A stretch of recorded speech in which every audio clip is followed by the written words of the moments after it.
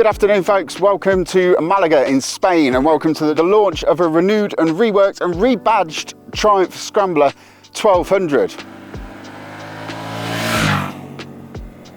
We've been here at the fantastic Triumph Adventure experience over here in Spain and we've been sampling both these bikes. So on-road on the Scrambler 1200X, which is the new base model of the Scrambler 1200, and then this afternoon we have just been sampling the new Scrambler 1200XE, which is kind of the top level Scrambler. It's the more off-road biased one, longer travel suspension, more ground clearance. I'll tell you all about that in a little bit though. So really what Triumph have tried to do is they've tried to put a bit of a bigger gap between the X, the base model Scrambler, and the top of the range Scrambler 1200.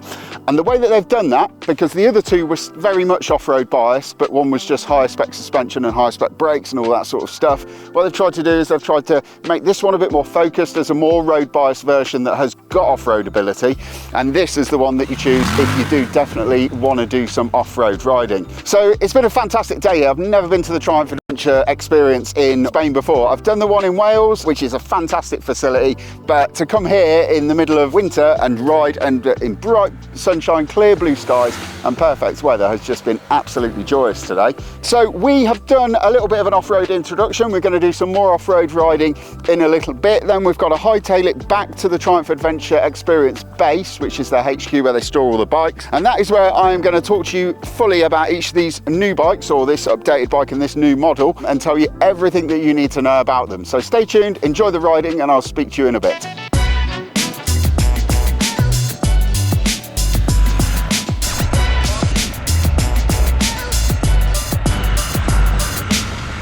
So there we have it folks, we are back here at Triumph's HQ of the Adventure Experience here in Spain. It's getting dark, we've blasted back over here to get this piece to camera finished, but what an absolutely mind-blowing day. These bikes, both of these bikes when they were first released in 2019, I went to the original launch in Portugal at a place called the Moto Park, and they both absolutely blew me away at that time. They were such a step up what anything else in that retro Scrambler category is, because not many of the other retro scramblers in this sort of segment can actually do the scrambling thing. They can do the looking cool and they can do the blatting around town and all of that stuff, but none of them can really touch this in terms of what it can do off-road.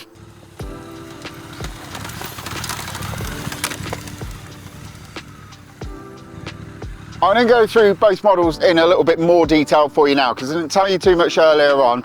I'm going to start with this bike really. So the Scrambler X is the one that's had the most done to it. It's had the most major overhaul, and as I said earlier, that is to sort of distance itself from the XE a little bit more than the previous generation machine was. So this is coming in at 11,895, which is, I'm told, around about £800 cheaper than the outgoing model. So like I said earlier on, in a world where everything is getting more and more expensive and prices of everything are going up, this has actually got cheaper to buy, which is pretty phenomenal. It's not just got cheaper to buy, it's got better, actually, in pretty much every way.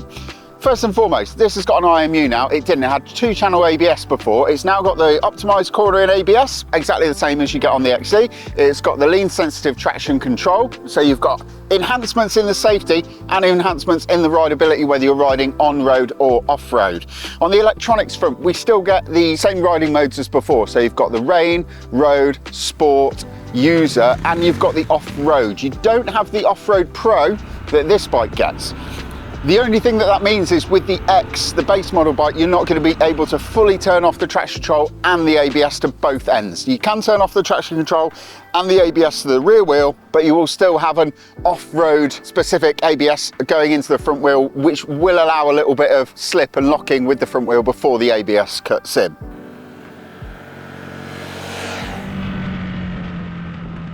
Another big change for this one really is the suspension. So Triumph have tried to make this thing a little bit more accessible. The two bikes before, the Scrambler XC and the XE, they were very close together in terms of the seat height, the ground clearance. Really it was that the XC didn't get all of the fancy adjustable suspension that the other one did. Triumph have fixed that by taking away the adjustability out of the suspension. You still don't have that, but they've lowered the bike. So they've brought the seat height down, they've reduced the ground clearance slightly, still got 185 millimeters of ground clearance, which is quite a hefty amount.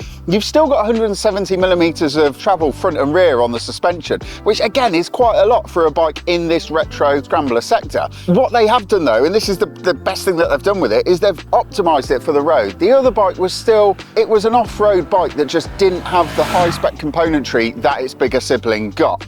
And what Triumph have done is they've absolutely made this bike the one that actually, in fact, if you are honest with yourself about how you're going to be riding your Scrambler 1200 when you're looking to go and buy one in the new year when they land in dealers, you know, if you're honest with yourself, this is actually the one you want, because not many people do take them off-road. And to really get the benefit out of the Scrambler 1200 XE, you have got to take it off-road, because the ability, the level of ability and the things that you can do on this bike off-road, they belie belief. And like I said, there isn't another bike in the retro Scrambler class that you can really do that on. Engine, we've still got the same parallel twin-cylinder 1200cc motor. There's been some minor updates within the motor, so we've got a new exhaust header run. We've also got slightly larger throttle bodies, so they've got it from 47mm to 50mm throttle bodies to just help it breathe a little bit easier and to make the engine run a little bit smoother and a little bit better. It's still got masses of torque. I mean, it's not the high torque engine, it's the high power engine, which is optimized for off-road riding,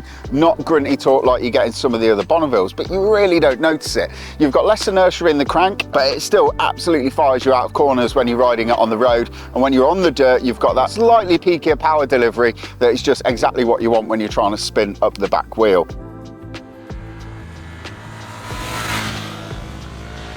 Predominantly a road biased bike, but you can take it off-road, you can enjoy it off-road, and it can do pretty much everything that this can do, just not with quite as much finesse. And that's why I'm going to talk about this, because we have had an absolute blast on this thing today, and it was running road legal Karoo tyres, which are handbook approved for the model. We were hooning it around the Triumph Adventure experience here in Spain, having an absolute ball on the thing. At the end of the day, we were all a bit sweaty and a bit tired and, you know, adrenaline filled, so to speak. And one of the Triumph Adventure Experience instructors here over in Spain, called Bert, who's a very quiet, well-mannered and unassuming man, took one of these things out and he blasted it around the park. And we've got some B-roll footage, so I'm gonna let you enjoy that now.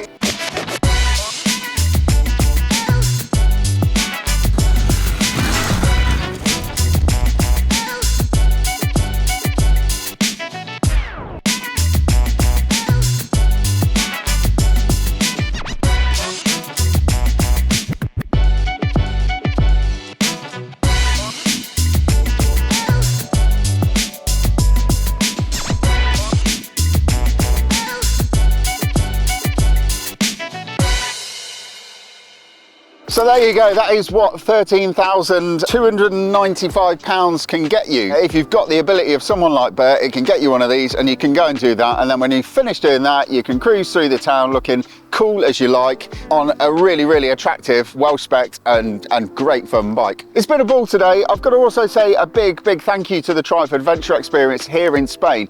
I've done the Adventure Experience in the UK at Wales. Obviously this one is a little bit more attractive. The weather here is very good. We're out here at the moment in November. It's been about 17 degrees today, which is perfect for riding bikes just like these on road and trail. So the setup of the Adventure Centre here in Spain is very much like the one in the UK. You can rent bikes, you can do your training levels 1, 2, 3 and so on, and they also do some fantastic looking courses where you can go and tour from the south to the north of Portugal and chip over to Morocco, which isn't a million miles from here, and go adventure riding off through Morocco on Tiger 900s, 1200s, Scrambler 1200s and Scrambler 900s. So it really is a playground if you want to get away from the UK, get some winter sunshine, enjoy some motorcycles and not get soaked at the Welsh Adventure Centre.